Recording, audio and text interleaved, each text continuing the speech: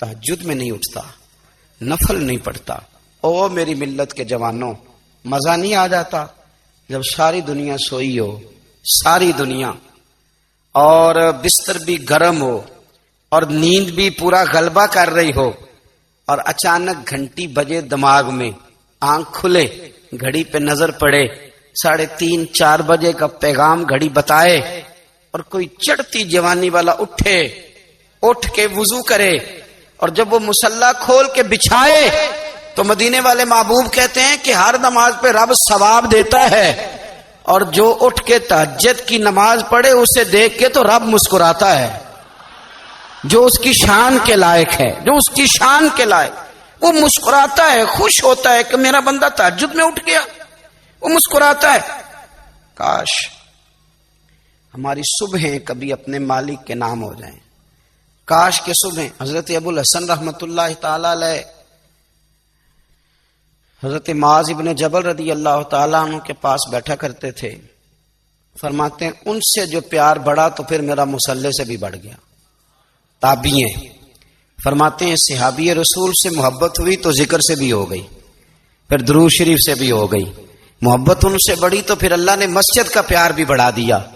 آپ فرماتے ہیں کہ میری ہر وقت طبیعت چاہتی تھی کہ بس اللہ اللہ کروں، بس اللہ اللہ کروں، بس نہ میں ذرا تھوڑی جان چھڑاؤں لوگوں سے، کو 10 منٹ ملے تو میں کو 4 نفل پڑھ لوں، میں تھوڑا سا نہ بچوں لوگوں سے، اور مجھے تسبیح ملے تو میں نہ کچھ 400-500 دفعہ استغفار پڑھوں، سبحان اللہ، الحمدللہ، اللہ اکبر، لا حول ولا قوت الا باللہ، میں نہ تسبیحات پڑھوں۔ فرماتے ہیں کہ بچے تھے گھر میں 6-7، غربت تھی، کام ملتا کوئی نہیں تھا، اور میں کام چور نہیں تھا، کام ڈھونڈتا تھا، پر اللہ کی قدرت کے کام نہیں ملتا تھا۔ فرماتے ہیں کہ میں نے ایک دن اپنی اہلیہ سے کہا کہ آج میں پھر جاتا ہوں کام ڈھونڈنے، تو میری بیوی بڑی فرما بردار تھی، پر اس دن نہ غربت کے ہاتھوں تنگ آ کے کہنے لگی آج نانا کوئی تو چیز لے کے آیا، تو مجھ سے بچوں کی بھوک نہیں دیکھی جاتی، یہ سب روگاں دا روگ محمد جس دا نام غریبی، کنڈ بلا کے لنگ جاندے نہیں دوست یار قریبی، آج نہ کچھ لے کے آیا تو میں بچے لے کے چلی جاؤں گی۔ شیخ فرماتے ہیں کہ میں بڑا پریشان گھر سے نکلا، پر میں نے صبح سے لے کے زور تک کام ڈھونڈا، کام ملا کوئی نہیں، تو میرے دل میں خیال آیا چلو کام نہیں ملتا تو اللہ اللہ تو کرے نا، چلو بندوں کی مزدوری نہیں ملتی تو رب کریم کی عبادت ہی کرتے ہیں۔ فرماتے ہیں کہ میں نے نا فرات کے پانی سے وضو کیا، نہر کے، شدید دھوپ تھی، ساتھ ریت تھی اور ریت تپ رہی تھی، میں نے اپنا رومال وہیں مصلی کے طور پر بچھا لیا، اور فرماتے ہیں کہ زور سے لے کر عصر تک نماز پڑھی، دھوپ بھی پورے زور پہ، پر میرے سجدے کا ذوق بھی پورے زور پہ۔ فرماتے ہیں سورج بھی چمک رہا ہے اور رب کی عبادت کا ذوق بھی پورے زور پہ، میں سجدہ کروں تو پھر میرا اٹھانے کو جی نہ چاہے۔ میرے استاد لکھا کرتے تھے، یہ ان کا شعر ہے، وہ کہا کرتے تھے مجھے سوز دے، مجھے ساز دے، اور مجھے نیم شب کا نیاز دے، دم سجدہ خود کو میں توڑ دوں، مجھے ایسا ذوق نماز دے، اور میں تیری بہار کا پھول ہوں، میں کھلا بھی ہوں تو تیرے لیے، مجھے میری شاخ سے توڑ لے، مجھے اپنی زلف کا ناز دے۔ بھائی فرماتے ہیں کہ عصر تک میں نے نفل پڑھے، دل ڈھلنے لگا، عصر کی نماز پڑھی اور میں وہاں سے چلا۔ اب میں جب نکلنے لگا تو دل میں خیال آیا کہ چھوٹی چھوٹی دیواریں ہیں گھر کی، بغیر کچھ لیے جاؤں گا تو بیوی دور سے دیکھے گی تو شور کرے گی کہ پھر خالی ہاتھ آ گیا ہے۔ کہتے میں نے اپنی اسی رومال میں جس پہ میں نے نماز پڑھی تھی نا، رومال میں کی آخی دے پنجابی جو صافا کہتے ہیں، اسی میں نا میں نے کچھ ریت بھر لی کہ وہ دور سے دیکھے گی تو سمجھے گی کچھ لے کے آیا ہے، چلو جا کے اسے بتا دوں گا کہ آج پھر مزدوری نہیں ملی۔ کہتے ہیں وہ ریت لے کر جب میں گھر میں گیا تو پہلے بیوی دروازے پہ کھڑی ہوتی تھی، پوچھتی تھی خالی ہاتھ آ گئے ہو؟ آج میں نے دیکھا تو ہے ہی کوئی نہیں۔ فرماتے ہیں میں اندر داخل ہوا، سلام لیے، کونے میں میں نے وہ رومال رکھ دیا اور میں نے آواز دی کہ بھلی مانس کہاں ہو؟ تو وہ کہنے لگی آپ منہ ہاتھ دھو لیں، میں روٹی لے کے آئی۔ میں نے کہا روٹی کہاں سے آ گئی؟ یہاں تو کئی دنوں کے فاقے، تو کئی دنوں کی غربت ہے، یہاں تو اس گھر میں تو فقیری ہے. فرماتے ہیں کہ وہ روٹی لے کے آئی اور اس وقت کی جو موجودہ نعمتیں تھیں، سمجھ لیں سلاد، اچار، ہر چیز ساتھ لائی. میں نے کہا کہ بچے کہاں گئے؟ کہنے لگی وہ کھانا کھا کے کھیلنے گئے، آپ کھانا کھا لیں آ جاتے. کھانا اس نے چن دیا. میں نے حیرت انگیز لہجے میں ساری نعمتیں اپنے دسترخوان پہ دیکھ کر کے بیوی سے پوچھا یہ کہاں سے آیا کھانا؟ بچوں کو تو نے کہاں سے کھانا کھلایا؟ یہ سارا کچھ کیسا ہے؟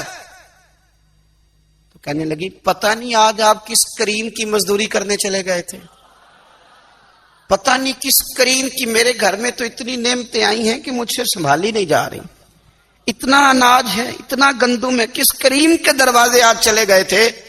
یہ کہتے کہتے وہ اٹھی اور اٹھ کر کے کہنے لگی پہلے بڑا کچھ آیا تھا، اب کیا لے آئے ہو؟ اور جا کر کے نا اس نے وہ ریت والا رومال کھولا. کہنے لگے میں تو لے کے آیا تھا ریت، تو میرے رب نے اسے بھی سونے اور ہیرے بنا دیا تھا. جب آپ کی توجہ اللہ کی جانب، میرے نبی پاک صلی اللہ تعالی علیہ وسلم نے فرمایا ہر چیز اپنے رب سے مانگ، ہر چیز مانگ، ہر چیز مانگ. یا رسول اللہ کیا کچھ؟ میرے محبوب نے فرمایا تیرے گھر میں نمک بھی ختم ہو جائے تو وہ بھی اپنے رب سے مانگا کر. تو مانگنا وہ تجھے دے گا، تو اس کی بارگاہ میں کشکول طلب دراز تو کرنا. اور ترمذی شریف میں عجیب لفظ ہیں، رسول کائنات نے فرمایا، رب کریم فرماتا ہے جب میرا بندہ ہاتھ اٹھاتا ہے نا تو مجھے حیا آتی ہے کہ میں خالی کیسے لوٹا دوں اس کے. اتنے بڑے بادشاہ کی بارگاہ میں. او بھائی، لوگوں سے عزتیں تلاش کرتے ہو تو وہ کیا تمہیں عزت دیں گے؟ وہ تو کل اچھا کہتے ہیں پرسوں برا کہنے لگ جاتے ہیں. لوگوں کے سامنے گڈ بک میں آنا چاہو گے تو وہ تو سویرے تمہارے بارے میں کچھ کہیں گے، شام کچھ اور کہیں گے. اپنی روحانی زندگی آباد کریں، اپنے مسلح کو وقت دیں، اور دنیا سے چھپ کر اس موبائل کو بند کر کے اور اپنے آپ سے بھی چھپ کے اور تنہا ہو کے چھپا کے سارا کچھ اپنے آنسو اپنے رب کی بارگاہ میں پیش کریں، اس کے حضور حاضری دیں. سنو نا ترمذی کی حدیث، اور اسے یاد رکھنا. نبی پاک علیہ السلام نے فرمایا اپنے دکھ لوگوں کے سامنے نہ بیان کرنا، سیٹھوں نوابوں کو نہ بتاتے پھرنا، دنیا داروں کے سامنے جا کے نہ رونا کہ میں تکلیف میں ہوں. فرمایا اگر دنیا داروں کو دکھ بتاؤ گے رب تمہیں کبھی غنی نہیں کرے گا. اور لوگ ہیں کہ الٹا مذاق اڑائیں گے. آپ کی جس سے بڑی پکی یاری ہے نا، پکی، وہ تب تک پکی ہے جب تک آپ نے 50,000 مانگا نہیں. اور جس وقت آپ نے کہہ دیا کہ میں مجبور ہوں میری مدد کر، تو پھر ختم ہو گئی دوستی. لوگوں کے تعلقات آپ کے ساتھ تب تک ہیں جب تک آپ ان سے کوئی ضرورت وابستہ نہیں کرتے. کریم محبوب فرمانے لگے بندوں کے سامنے دکھ نہ بیان کرنا، اللہ تجھے کبھی غنی نہیں کرے گا. تو اپنے دکھ اپنے رب کو بتا، تو دعائیں مانگ، تو اس کی بارگاہ میں حاضر ہو، تو اس کے حضور عرض کر. فرمایا اپنے دکھ اپنے رب کو بتا، وہ جلدی کرے یا دیر سے کرے تجھے ساری دنیا سے بے نیاز کر دے گا، تجھے کسی کا محتاج نہیں رہنے دے گا. اپنے مسلح کو، اپنی دعاؤں. ایک بزرگ فرماتے میں نے دعا مانگنے کا طریقہ اپنی بیوی سے سیکھا. دعا مانگنے کا طریقہ اپنی، سیکھنے والے تو اپنے بچوں سے بھی سیکھ لیتے ہیں، سیکھنے والے تو ہر ایک سے سیکھتے ہیں. وہ کہتے ہیں میں نے دعا مانگنے کا سلیقہ اپنی بیوی سے سیکھا ہے. حضرت وہ کس طرح؟ فرمانے لگے میری بیوی نے نا مجھے کوئی کام بتایا، کچھ پیسوں کی ضرورت کے لیے کہا، تو میں نے اسے کہا کہ بھئی ابھی میرے پاس نہیں ہے، کچھ دنوں میں آتے ہیں تو میں دے دوں گا. عورتوں کی عادت ہوتی ہے وہ بار بار یاد کراتی ہیں. 2-4 دنوں کے بعد پھر اس نے کہا حضرت وہ میں نے کہا تھا کچھ پیسے، میں نے اسے کہا کہ ابھی میرے پاس نہیں ہے، کچھ دنوں میں ملتے ہیں تو میں تمہیں دے دوں گا. اس نے کچھ دنوں کے بعد پھر کہا حضور وہ میں نے کچھ پیسے کہے تھے. فرماتے میں نے ڈانٹ دیا، میں نے کہا کہ کیا تو روز مجھے شرمندہ کرتی ہے، کہا نا میرے پاس نہیں ہے، ہوں گے تو دے دوں گا، تو روز یاد کراتی ہے. فرماتے ہیں اس نے پہلے تو میری ڈانٹ کو سہا، پھر میرے سخت جملوں نے اس کی آنکھوں میں آنسو پیدا کر دیے، پھر اس نے اپنے آنچل میں اپنے اس دکھ کو سمیٹا، اور پھر اس نے ایک جملہ کہا تو میں رو پڑا، اور مجھے اپنے رب سے مانگنے کا طریقہ آ گیا. مجھے کہنے لگی حضرت جی آپ نے ڈانٹ دیا، میں نے سہ لیا، پر آپ ہی میرے شوہر ہیں، بتائیں نا آپ سے نہ کہوں تو میں کس سے جا کے کہوں. فرماتے ہیں میں رو پڑا اور میں کھل کے رویا اور میں تڑپ کے رویا اور پھر میری سسکیاں بند گئیں تو مجھے کہنے لگی آپ کو کیا ہوا؟ میں نے کہا مجھے بھی دعا مانگنی آ گئی ہے. جب میں اسے کہوں گا نا اللہ تو ہی میرا رب ہے، میں تجھ سے نہ کہوں تو میں کس سے جا کے کہوں؟ میں کیوں کسی بندے سے سوال کروں؟ میں کیوں کسی دنیا دار سے کہوں؟ میں تیرے بندوں کا، نیک بندوں کا وسیلہ لے کے، تیرے محبوب کی غلامی لے کے تیری بارگاہ میں آیا، تجھ سے نہ مانگوں تو کس سے مانگوں؟ سمجھ آ گئی ہے. جب میں اس رنگ میں مانگوں گا تو پھر رب میرے اوپر بڑا ہی فضل فرمائے گا، وہ میرے اوپر بڑی رحمت کرے گا، وہ میرے لیے آسانیاں کرے. عزیز دوستو، ہم اس طرح کرنے لگ گئے ہیں کہ ہم نے نا اپنے تعلقات پر اعتماد کرنا شروع کر دیا ہے. میرے تعلقات بہت ہیں. ہم نے اپنی دولت پر اعتماد کرنا شروع کر دیا ہے. میرے پاس دولت بہت ہے. ہم نے اپنے علم پر، اپنی شہرت پر اعتماد کرنا شروع کر دیا ہے کہ میرے پاس فلاں چیز بہت ہے. یاد رکھنا، جب بے نیاز اپنی صفت بے نیازی دکھاتا ہے تو بڑی بڑی دولتوں والے مجبور نظر آتے ہیں. بھائیو، جب انسان کا رشتہ اپنے مالک کے ساتھ ہوتا ہے پھر تو غم بھی کچھ نہیں کہتے، پریشانیاں بھی کچھ نہیں کہتی، پھر تو زندگی صبر والی، پھر تو زندگی توکل والی، پھر تو زندگی بھروسے والی. پھر انسان اپنے آپ کو رسوا نہیں کرتا. دنیا داروں سے امیدیں اس کی ختم ہو جاتی، امیدیں اللہ رسول سے لگا لیتا ہے، مضبوط ہو جاتا ہے، مضبوط، طاقتور ہو جاتا ہے، خوددار ہو جاتا ہے، باوقار باعزت ہو جاتا ہے. حضرت بہلول دانا رحمت اللہ علیہ بیٹھے تھے تو ہارون رشید حج کر کے آ رہا تھا. تو رستے میں حضرت شیخ سے ملاقات ہو گئی تو السلام علیکم کے بعد کہنے لگا حضور کوئی حکم ہو تو بتائیے گا. تو حضرت بہلول دانا فرمانے لگے تیرا رب کون ہے؟ اس نے کہا اللہ. تو فرمایا میرا کون ہے؟ کہا اللہ. فرمانے لگے تو بڑا ہی بیوقوف ہے، کیا تو یہ سمجھتا ہے کہ رب ہارون رشید کو تو دے گا اور بہلول دانا کو بھول جائے گا؟ تیرا بھی وہی رب ہے، میرا بھی وہی رب ہے. اس نے اگر تجھے دے کے آزمایا ہے تو ہو سکتا ہے مجھے نہ دے کے آزما رہا ہو. جب اس کی حکمت کے تقاضے ہوں گے تو عطا کرے گا اور دے گا. تو جا اپنا کام کر. بھائی، اپنی روحانی زندگی، اپنی عبادات، اپنے وظائف، اپنے روزمرہ کے معاملات، اپنی دعائیں، اپنا استغفار. دیکھو کوئی مشکل کام تو نہیں 2 رکوع ہیں سورہ واقعہ کے اگر رات کو پڑھ لی جائے تو. میں کس طرح یہ بات بیان کروں کہ تعویذ بانٹنا آسان ہے اور وظیفہ بتانا مشکل ہے. سارا دن تعویذ بانٹیں تو لوگ لینے کو تیار ہیں، اور اگر آپ وظیفہ بتائیں تو کہتے ہیں تو مشکل کام ہے. او خدا کے بندے، اگر آپ کا تعلق قرآن پاک کے ساتھ مضبوط ہو، قرآن پاک کے ساتھ اگر آپ کا رشتہ ہو، لوگ سفارشیں ڈھونڈتے ہیں نا دنیا میں، کوئی تعلق مل جائے تو میرا کام ہو جائے. دنیا میں اتنا مشکل معاملہ ہے، آخرت میں مجھے بتائیے گا کتنا مشکل معاملہ ہوگا. میرے نبی پاک صلی اللہ تعالی علیہ وسلم نے فرمایا جو لوگ سورہ ملک پڑھا کرتے تھے نا، سورہ ملک، یہ سورت ملک قیامت میں ان کی سفارش کرے گی اور اس طرح کرے گی کہ کہے گی اے اللہ یہاں اس بندے کو جنت میں داخل کر دے یا مجھے قرآن پاک سے علیحدہ کر دے. تو رب فرمائے گا جا اس کا دامن تھام کے اسے جنت تک پہنچایا. آپ بات کو سمجھیں، جب آپ کے تعلقات اپنے معاملات کے ساتھ مضبوط ہوں گے. یہ نبی کریم نے وعدہ کیا ہے کہ تو سورت واقعہ پڑھ تیرے گھر میں فاقہ نہیں آئے گا. حضرت عبداللہ ابن مسعود رضی اللہ تعالیٰ عنہ بیمار تھے تو حضرت عثمان غنی رضی اللہ تعالیٰ عنہ تیمارداری کے لیے تشریف لے گئے اور جا کر کے کہا کہ آپ بڑے بیمار ہیں، آپ کی بیٹیاں زیادہ ہیں، میں چاہتا ہوں کہ خزانے میں سے کچھ مدد کروں. تو سیدنا عبداللہ ابن مسعود رضی اللہ تعالیٰ عنہ اٹھ کے بیٹھ گئے اور کہنے لگے امیر المومنین، اللہ آپ کو میری طرف سے، میری بیٹیوں کی طرف سے بہتر صلہ دے. میری بیٹیوں کو کسی خزانے کی ضرورت نہیں، میں نے انہیں خزانہ دے دیا ہے. کہا جناب آپ نے کون سا خزانہ دیا ہے، میں آپ کے مالی معاملات کو جانتا ہوں. تو فرمانے لگے امیر المومنین، میرے نبی کریم نے فرمایا ہے جو سورت واقعہ پڑھے اسے کبھی فاقہ نہیں آتا. میں نے بیٹیوں کو یاد کرا دی ہے، یہ خزانہ میں نے انہیں دے دیا ہے. وہ سارے والدین سنیں جو بیٹیوں کے لیے پریشان رہتے ہیں. حضرت عبداللہ ابن مسعود نصیحت کر رہے ہیں، فرمانے لگے میں نے سورت واقعہ یاد بھی کرا دی ہے، پڑھنے کی عادت بھی ڈال دی ہے. حضور نے فرمایا ہے جو سورت واقعہ پڑھے اسے فاقہ نہیں آتا. کہنے لگے چاند تو اپنی جگہ چھوڑ سکتا ہے، سورج گر سکتا ہے، تارے ٹوٹ سکتے ہیں، پر مدینے والے رسول کی بات غلط نہیں ہو سکتی.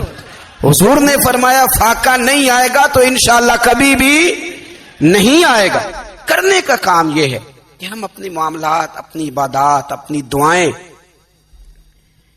کبھی 10 منٹ عادت ہو جائے نا دعا مانگنے کی علیحدہ سے رات کو. حضور نے فرمایا جو فرض نماز کے بعد دعا مانگے اللہ اس کی قبول کر لیتا ہے. نبی پاک صلی اللہ تعالی علیہ وسلم نے فرمایا اللہ مسافر کی دعا قبول فرماتا ہے. حضور نے فرمایا اللہ مظلوم کی دعا قبول فرماتا ہے. حضور نے فرمایا بیمار سے دعا کراؤ اللہ اس کی دعا قبول فرماتا ہے. میرے نبی پاک نے فرمایا ماں باپ جب بھی اولاد کے لیے ہاتھ اٹھائیں، ویسے تے بلے شاہ تو آسمانی اڈ دیا ہی پھڑ دیں، جڑا گھر بیٹھا انہوں بڑھیا ہی نہیں. حضور فرمانے لگے ماں باپ جب بھی اولاد کے لیے دعا فرمائیں اللہ ان کی دعا کو قبول کرتا ہے. آپ اپنا تعلق بنائیں دعا کے ساتھ، عبادت کے ساتھ، مصلی کے ساتھ رشتہ بنائیں، استغفار پڑھیں. صلاح الدین ایوبی صلیبی جنگوں میں تھے. رات کو مسجد اقصی میں نماز پڑھی تو پریشان تھے. ایک بزرگ سے ملاقات ہوئی تو وہ کہنے لگے کہ آپ بڑے پریشان ہیں. کہنے لگے حضور پریشان اس لیے ہوں کہ پہلے ہی مسلمان کمزور ہے، اب میں نے سنا ہے دشمن کا ایک بحری بیڑا وہ جنگی سامان سے بھرا ہوا آ رہا ہے، تو اب ان کے پاس اور تلواریں اور نیزے آ جائیں گے، مسلمانوں کے پاس پہلے ہی وسائل کی کمی ہے، پریشان ہو کس طرح کر کے مقابلہ کریں گے. یہ بات کہتے ہی صلاح الدین ایوبی نے بزرگوں سے کہا حضور آپ بھی دعا کرنا، دعا کی بڑی طاقت ہے. میرے نبی پاک نے فرمایا دعا مومن کا ہتھیار ہے، دعا مومن کا، دعا مومن کا. حضور نے فرمایا تقدیر کو سوائے دعا کے کوئی چیز نہیں بدل سکتی. دعا مومن کا ہتھیار ہے، یہ کافر کے پاس کوئی نہیں، یہ ہتھیار ہے مومن کا. اللہ کرے آپ کو سمجھ آئے. پھر سنیں کئی بار کہہ چکا ہوں یہ ہتھیار ہے.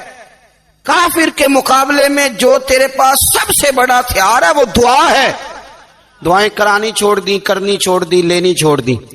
حضرت سیدنا انس بن مالک رضی اللہ تعالیٰ عنہ فرمایا کرتے تھے میں نے وہ رنگ دیکھا ہے جب حضور دعا مانگتے تھے اور حضور کی مقدس آنکھوں میں آنسو بھی ساتھ ہی بہا کرتے تھے، میں نے وہ انداز دیکھا ہے. تو صلاح الدین ایوبی بزرگ سے کہنے لگے آپ بھی دعا کیجیے، اور خود رونے لگے اور سر سجدے میں رکھ کے رونے لگے اور عشاء سے لے کر فجر تک روئے، خوب روئے. صبح وہ بزرگ آئے تو صلاح الدین ایوبی کا خوبصورت اور ہنستا ہوا چہرہ دیکھا. کہنے لگے آپ بڑے خوش ہیں، رات تو میں نے بڑے روتے ہوئے دیکھا تھا. تو کہنے لگے حضور وہ جو بحری بیڑا آ رہا تھا نا وہ پانی میں ڈوب گیا ہے، اب وہ نہیں آ رہا، ابھی خبر آئی ہے تو میں بڑا خوش ہوں. بزرگ کہنے لگے اٹھ سینے سے لگ اور سن ایک بات، وہ بحری بیڑا پانی میں نہیں ڈوبا، وہ تیرے آنسوؤں میں ڈوب گیا ہے. وہ جو تو رات رویا ہے نا رب کریم کی بارگاہ میں تو وہ ڈوب گیا ہے. بھائی اپنا مصلی کا، عبادت کا، وظائف کا، اللہ اللہ کا سلسلہ اس کو مضبوط کرے، اپنی دعاؤں کے تعلق کو مضبوط کریں. دعائیں بڑے انقلاب برپا کر دیتی ہیں. ہم تھوڑے تھوڑے نا جب سے خشک ہوئے ہیں نا، خشک، اور میری تو جماعت ہی صوفیاء کی جماعت تھی. ہم تو داتا علی اجمیری کی جماعت سے، ہم تو خواجہ اجمیری کی جماعت سے، ہم تو شیخ احمد فاروق سرہندی کی جماعت سے، ہم تو صوفیاء کی جماعت. ہماری جماعت نے بھی وہ تعلق جو ہمارے بزرگوں نے بنایا تھا. بزرگ اللہ کے قریب کیسے جاتا ہے؟ تو ہمارے یہاں نا بہت سارے لوگ کہتے ہیں جی نظر ہو گئی تو کام ہو گیا. بھائی جو بخاری مسلم میں طریقہ ہے نا اللہ کا قرب پانے کا وہ تو نفل ہے. نبی کریم علیہ الصلوۃ والسلام نے فرمایا بندہ نفلوں کے ذریعے رب کے قریب جاتا ہے اور اتنا قریب جاتا ہے کہ پھر اللہ اس کی زبان بن جاتا ہے، اللہ اس کی آنکھیں بن جاتا ہے، کان بن جاتا ہے، ہاتھ اور پیر بن جاتا ہے. تو یہ تو عبادت ہے، یہ تو اللہ کی بارگاہ کی حاضری ہے جو آپ کو اللہ کے قریب کرے گی. تو اپنے نماز کو اہمیت دے کے ادا کریں، نمازیں موبائل بند کر کے ادا کریں. دیکھیں نا کچھ لوگ کہتے ہیں مجھے ٹائم نہیں ملتا نماز کا، تو میں کہتا ہوں یہ آپ نے بڑی جرت کی بات کی ہے. مجھے کو میرا پیر بھائی کہہ دینا میرے پاس ٹائم نہیں آپ کو ملنے کا، تو میں کہتا ہوں آج کے بعد آنا ہی نہ. تو کیا سمجھتا ہے تو بہت بڑا آدمی ہے، تیرے پاس ٹائم نہیں ہے اور ہمیں ملنے کا ٹائم، موج کر. تو آپ نے اللہ رسول کو کہہ دیا ٹائم نہیں. اور عجیب فلسفہ ہے نا، کہا جائے نماز پڑھنے آؤ تو کہتے ہیں کپڑے ٹھیک نہیں، اور کہا جائے کہ آؤ ذرا دعوت پہ چلیں تو کہتے ہیں 1 منٹ ٹھہر میں کپڑے بدل کے آیا. نماز کے لیے کہا تو کہتا ٹھیک نہیں، دعوت کے لیے کہا تو کہتا میں ذرا تیاری کر لوں، یوں جانا مناسب نہیں، یہ معاملہ ٹھیک نہیں۔ رب تو فرماتا ہے کہ جب تو مسجد میں آ تو زینت اختیار کر کے آ، خوب ذوق سے دعا مانگے، خوب شوق سے نماز پڑھیں، خوب استغفار کا مزاج بنائیں۔ آپ لوگوں کے بیچ رہ کے سوکھ حاصل کرنا چاہتے ہیں، لیکن آپ کو پتہ ہے کئی مہینے غار حرا میں رہنا بھی مدینے والے محبوب کا طریقہ ہے۔ ہر سال اعتکاف بیٹھنا الگ سے، یہ بھی حضور کا طریقہ ہے۔ مسجد نبوی کے اندر دروازہ کھلتا تھا نبی کریم کا، پر گھر کے اندر نفل پڑے نبی پاک، اور حضور فرماتے ہیں کچھ نفل نماز گھر میں بھی پڑھا کرو، گھر کو قبرستان نہ بناؤ۔ ہمارا گھر اللہ کے ذکر سے آباد ہوگا۔ اگر ہم نماز پڑھیں گے نا، میں جب سنت پڑھنے کے لیے گھر میں کھڑا ہوتا ہوں تو میرا جو 2.5-3 سال کا بیٹا ہے نا، وہ بھی میرے ساتھ نماز پڑھنی شروع کر دے۔ اسے پتہ کوئی نہیں نماز کیا ہوتی ہے، لیکن وہ بھی نا سجدہ نہ بھی کرنا ہے تو ساتھ لیٹ ضرور جاتا ہے۔ پتہ چلا بچے لیکچر دینے سے نماز نہیں پڑھتے، نماز شروع کر دیں تو بچے بھی شروع کر دیتے ہیں۔ ہم جب پریشان ہوتے ہیں تو لیکچر دیتے ہیں، تو لیکچر تو باہر شاید چل جائے، گھر میں کیسے چلے گا؟ گھر میں تو عمل چلے گا۔ تو میرے عزیز، آج کے اس روحانی اجتماع میں ہمارے دوستوں نے جو محنت کی، ہم نے بار بار اپنی نیت سے پوچھا خدا ہمیں معاف کرے اگر کوئی ذاتی شہرت ہے، کوئی ہمارے ذاتی مفادات ہیں، رب ہمیں ہدایت دے۔ ہماری یہ خواہش تھی کہ روحانی اجتماع ہمیں تھوڑا سا اللہ اور اس کے رسول کے جانب مائل کرے، کچھ ہمارا رشتہ مصلح کے ساتھ مضبوط کرے۔ اللہ تبارک و تعالی جب مسلمان کو توفیق دے اور اللہ کی بارگاہ کی جانب وہ رجوع کرے، تو پھر اس کا رویہ یہ ہونا چاہیے کہ اس کی توجہ ہو اللہ کی جانب۔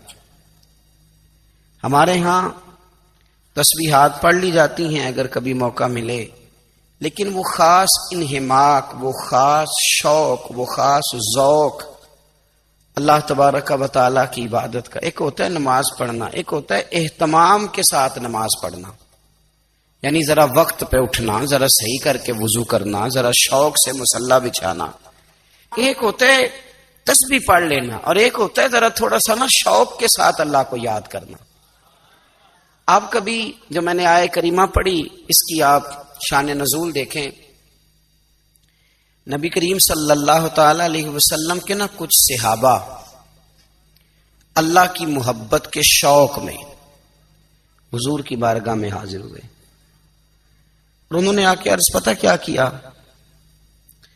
عرض کرنے لگے یا رسول اللہ صلی اللہ تعالی علیہ وسلم، سالوں بیت گئے ہیں سجدے کرتے ہوئے، حضور سالوں بیت گئے ہیں تسبیح پڑھتے ہوئے، سالوں بیت گئے کہتے ہوئے کہ سبحان اللہ وہ پاک ہے، ہمیں سالوں بیت گئے یہ کہتے ہوئے کہ اللہ اکبر وہی سب سے بڑا ہے، سالوں بیت گئے کہتے ہوئے کہ الحمدللہ ساری تعریفیں اللہ کے لیے، سالوں بیت گئے اس کی تسبیح کرتے، تحلیل کرتے، تکبیر کہتے۔ حضور اب نہ ہمارا اپنے رب سے ملنے کو جی چاہتا ہے، کبھی اے حقیقت منتظر نظر آ نہ لباس مجاز میں، لاکھوں سجدے تڑپ رہے ہیں میری جبین نیاز میں۔ اور اقبال کہنے لگے کہ تیرے عشق کی انتہا چاہتا ہوں، تو میری سادگی دیکھ کیا چاہتا ہوں، میرا ذرا سا تو دل ہے مگر شوق اتنا، میں وہی لن ترانی سنا چاہتا ہوں۔ میرا بھی دل کرتا ہے کہ اللہ میں تجھے کہوں میں تجھے دیکھنا چاہتا ہوں، جس طرح حضرت موسیٰ کلیم علیہ السلام نے کہا تھا، اور تو مجھے کہے کہ لن ترانی تو نہیں دیکھ سکتا، ذرا سا تو دل ہے مگر شوق اتنا، میں بھی وہی لن ترانی سنا چاہتا ہوں۔ پھر کہنے لگے بھری بزم میں راز کی بات کہہ دی، بڑا بے ادب ہوں سزا چاہتا ہوں۔ دیکھو سب لوگوں کے بیچ ہی میں نے یہ کہہ دیا۔ میرے عزیز صحابہ نا شوق میں، کتنے سارے لوگ ہیں آپ، کتنی ماشاءاللہ بڑی تعداد میں آپ آئے، ہم بھی کبھی اس شوق میں گئے ہیں کہ ہمارے رب کو دیکھنے کو دل چاہتا ہے، ہمارا جی چاہے وہ کبھی ہمیں ملے، ہم کبھی اس کی زیارت کریں، اس کی بارگاہ کرم میں ہم حاضر ہوں۔ صحابہ نے عرض کیا یا رسول اللہ صلی اللہ تعالی وسلم، ہمارا رب کہاں ہے؟ ہمارا نا اپنے رب کو دیکھنے کو جی چاہتا ہے۔ جب صحابہ نے یہ عرض کیا تو اللہ نے قرآن مجید نازل کیا، فرمایا وَإِذَا سَأَلَكَ عِبَادِي أَنِّي فَإِنِّي قَرِيب، محبوب جب میرے بندے آپ کی بارگاہ میں آ کے میرے بارے میں پوچھے نا تو ان سے کہہ دینا میں ان کے قریب ہی ہوں، قریب ہی ہوں۔ دلیل کیا ہے؟ اذا دان، یہ جب بھی مجھ سے دعا مانگیں گے میں ان کی دعاؤں کو قبول فرماؤں گا، میں ان کے قریب ہوں، میں ان کے قریب ہوں۔ یہ جب بھی دعا مانگیں گے نا میں قبول کروں گا، میں ان کے قریب ہوں۔ اللہ تبارک و تعالیٰ کے بندے اللہ سے محبت کرتے، رب کی بارگاہ میں جھکتے، اس کو اپنے دکھ سناتے، اس کے پیارے محبوب صلی اللہ تعالی علیہ وسلم کا وسیلہ لے کے اس کے حضور حاضر ہو جاتے، پیشانیاں سجدوں سے روشن ہوتی۔ ہم نہ ہر چیز کے لیے وقت نکالتے ہیں، ہر چیز کے لیے، لیکن عبادت کے لیے وقت نہیں نکالتے۔ ہر شے آباد ہے، ہر شے، ہماری فیس بک بھی آباد ہے، واٹس ایپ بھی آباد ہے، ہمارے ٹویٹر بھی آباد ہیں، ہماری ہر چیز آباد ہے۔ سب سے کم آباد ہمارا مصلی رہ گیا ہے، سب سے کم۔ وہ لوگ اب ڈھونڈنے سے ملتے ہیں جن کی بغل میں مصلی ہوتا تھا۔ میرے بھائی، آپ کتنا کو دنیا کے پیچھے بھاگو گے تھکا دے گی، کتنا دولت کے پیچھے بھاگو گے تھکا دے گی۔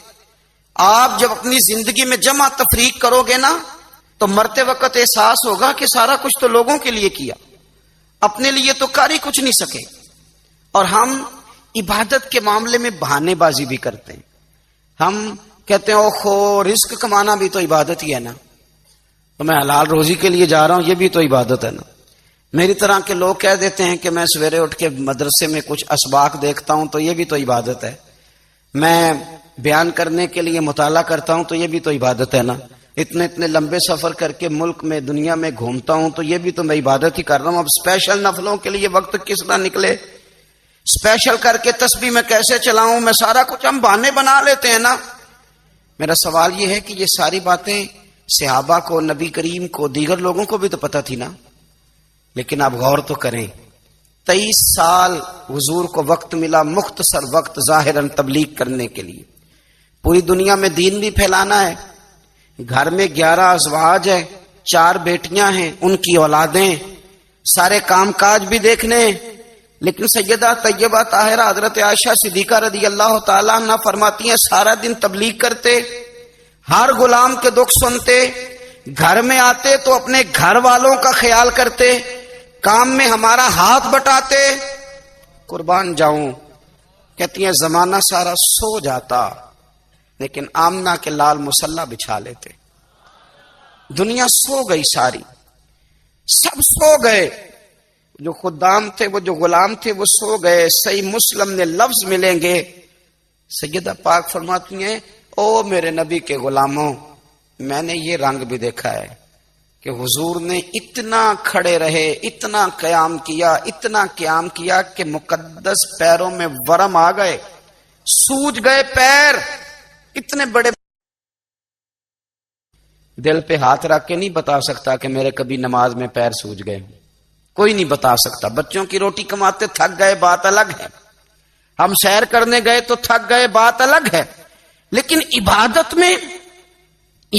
میں یہ بھی تو مسلم شریف ہے نا، یہ بھی تو دین ہے نا، یہ بھی تو حضور کی سنت ہے، یہ بھی تو وہ چیز ہے جو کریم کی آنکھوں کی ٹھنڈک ہے۔ سیدہ فرماتی ہیں پیروں میں ورم آ گئے، اور ساری رات ہی حضور نے نماز پڑھی اور ایک ہی آیت بار بار دہرائی۔ مسجد نبوی میں بلال حبشی نے فجر کی اذان دے دی اور حضور ابھی مصلی پہ تھے، کریم فارغ ہوئے، میں نے عرض کی یا رسول اللہ صلی اللہ علیہ وسلم، آپ کے تو صدقے اللہ اگلے پچھلوں کے گناہ معاف کرے گا، تو آپ اتنی آہوزاری کیوں فرماتے ہیں؟ آپ تو شفیع ہیں، آپ تو انبیاء کے امام ہیں۔ تو حضور نے فرمایا عائشہ تم نے گنوایا ہے نا میرے اللہ کی مجھ پر کتنی رحمت ہے، افلا اکون عبدا شکورا، فرمایا اگر اس نے اتنی نعمتیں دی ہیں تو کیا میں اس کا شکر گزار بندہ نہ بنوں، میں شکر گزار بندہ نہ بنوں اس کا؟ پھر اگر اتنی نعمتیں اس نے دی ہیں، مجھے اتنا نوازا ہے، تو پھر میں اس کے سامنے سجدے نہ کروں؟ او میرے بھائی، بڑے قابل فخر لوگ ہیں ہم کہ ہم نبی پاک کے غلام ہیں. ہم قابل فخر ہیں کہ نبی کریم کے غلام ہیں. کیا کبھی اس غلامی کے شکرانے میں بھی 2 نفل پڑھے کہ یا اللہ تیرا شکر ہے تو نے ہمیں حضور کا غلام بنایا. یاد رکھیں کہ اپنی روحانی زندگی کو آباد کریں، استغفار پڑھیں، تسبیحات کریں.